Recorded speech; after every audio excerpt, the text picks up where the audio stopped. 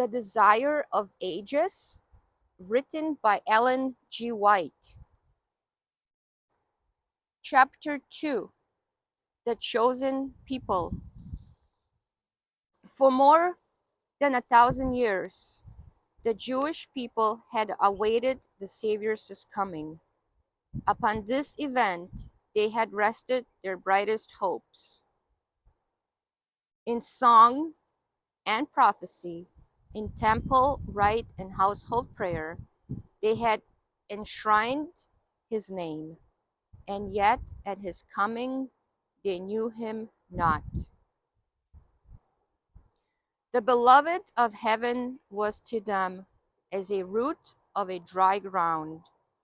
He had no form nor comeliness, as they saw in him no beauty that they should desire him.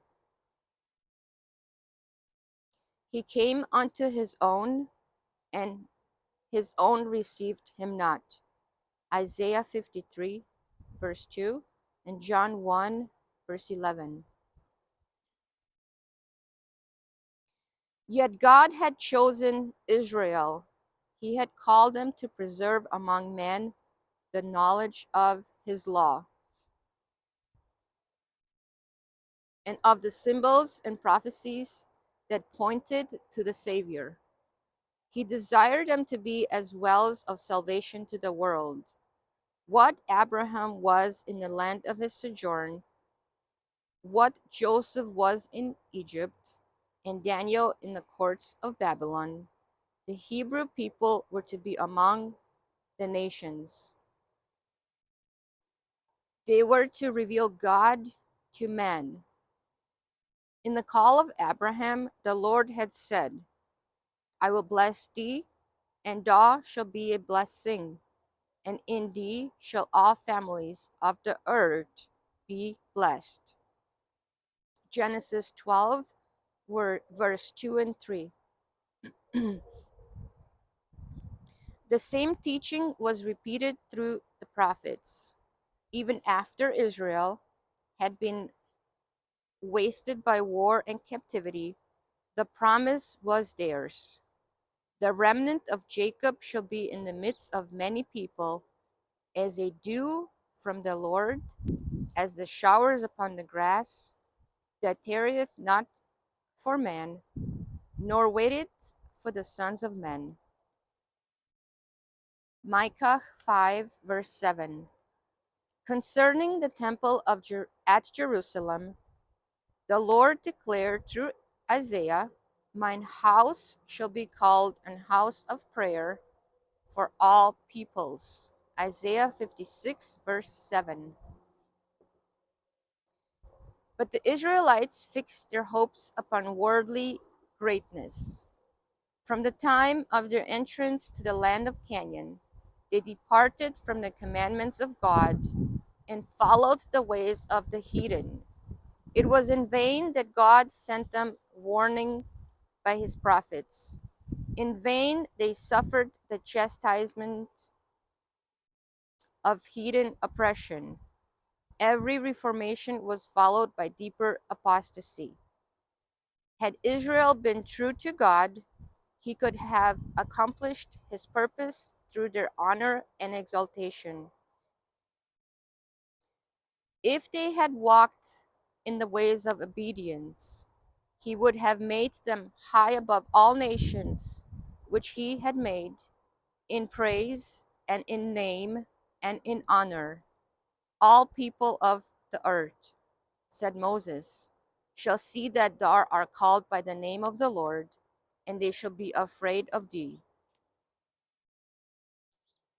The nations which shall hear all these statutes shall say, Surely this great nation is a wise and understanding people. Deuteronomy 26, verse 19, and Deuteronomy 28, verse 10, and Deuteronomy chapter 4, verse 6. But because of their unfaithfulness, God's purpose could be wrought out only through continued adversity and humiliation. They were brought into subjection to Babylon and scattered through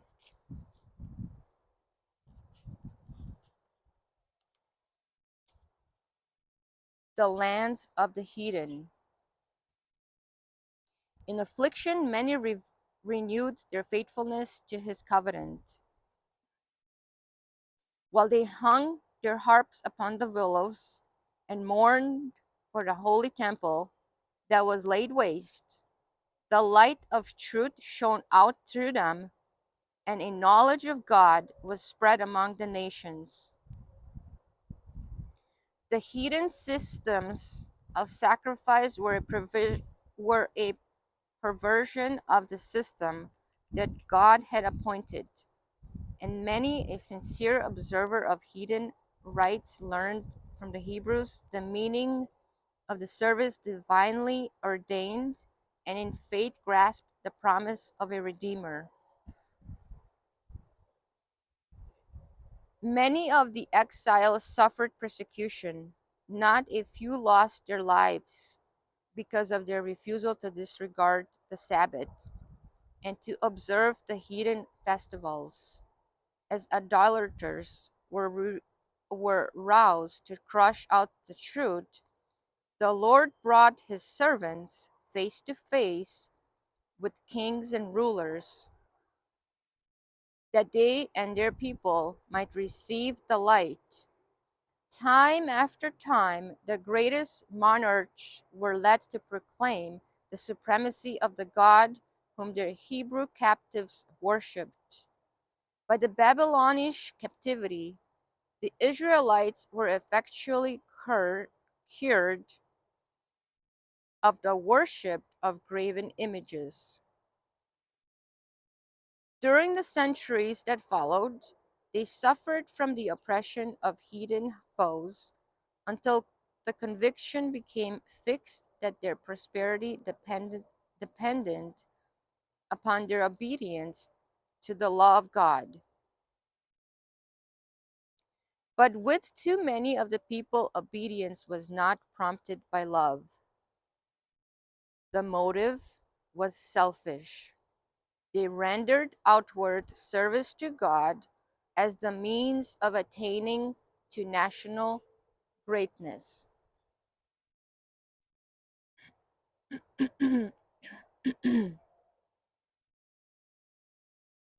They did not become the light of the world, but shut themselves away from the world in order to escape temptation to idolatry.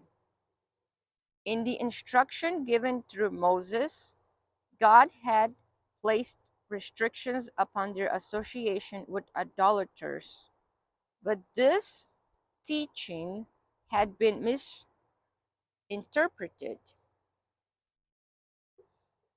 It was intended it was intended to prevent them from conforming to the practices of the heathen, but it was used to build up a wall of separation between Israel and all other nations. The Jews looked upon Jerusalem as their heaven, and they were actually jealous lest the Lord should show mercy to the Gentiles.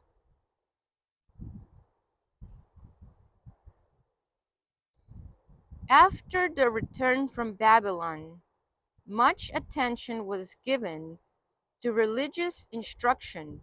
All over the country, synagogues were erected where the law was expounded by the priests and scribes, and schools were established which, together with the arts and sciences, professed to teach the principles of righteousness. But these agencies became corrupted. During the captivity, many of the people had received heathen ideas and customs, and these were brought into their religious service. In many things, they conformed to the practices of idolaters.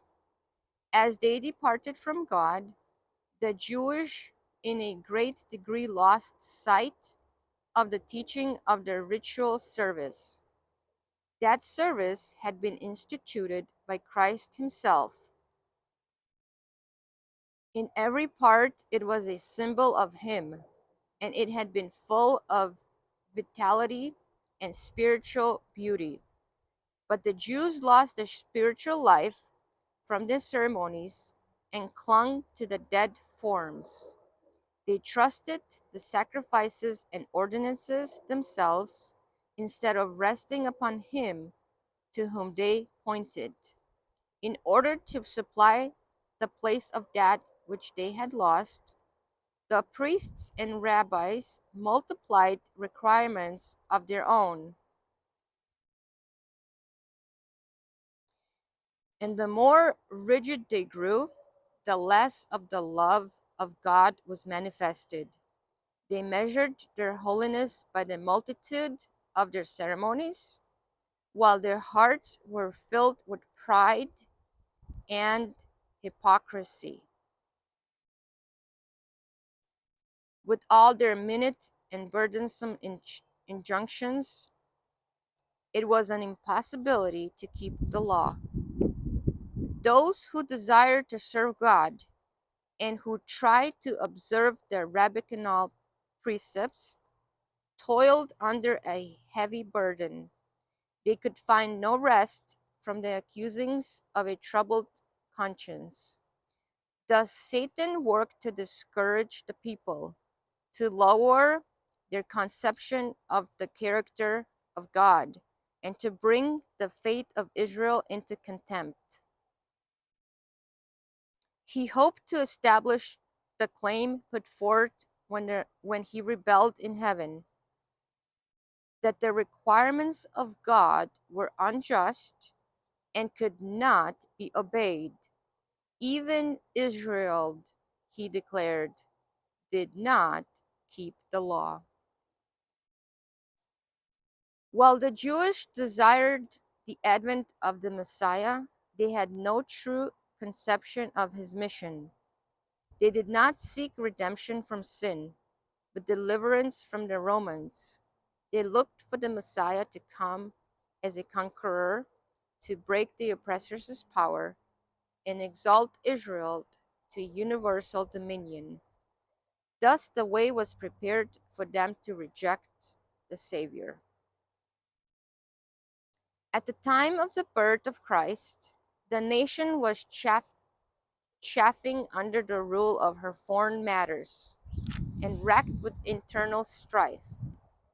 The Jews had been permitted to maintain the form of a separate government, but nothing could disguise the fact that they were under the Roman yoke or reconcile them to the restriction of their power. The Romans claimed the right of appointing and removing the high priest, and the office was often secured by fraud, bribery, and even murder. Thus, the priesthood became more and more corrupt.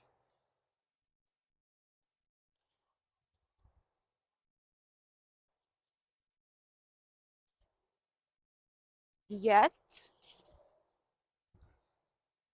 the priests still possessed great power, and they employed it for selfish and mercenary ends. The people were subjected to their merciless demands and were also heavily taxed by the Romans. This state of affairs caused widespread discontent. Popular outbreaks were frequent. Greed and violence, distrust, and spiritual apathy were eating out the very heart of the nation. Hatred of the Romans and national and spiritual pride led the Jews still to adhere rigorously to their forms of worship. The priests tried to maintain a reputation for sanctity by scrupulous attention to the ceremonies of religion. The people, in their darkness and oppression, and the rulers, thirsting for power, longed for the coming of one who would vanquish their enemies and restore the kingdom to Israel. They had studied the prophecies, but without spiritual insight. Thus, they overlooked those scriptures that point to the humiliation of Christ's first advent and misapplied those that speak of the glory of his second coming. Pride obscured their vision. They interpreted prophecy in accordance with their selfish desires.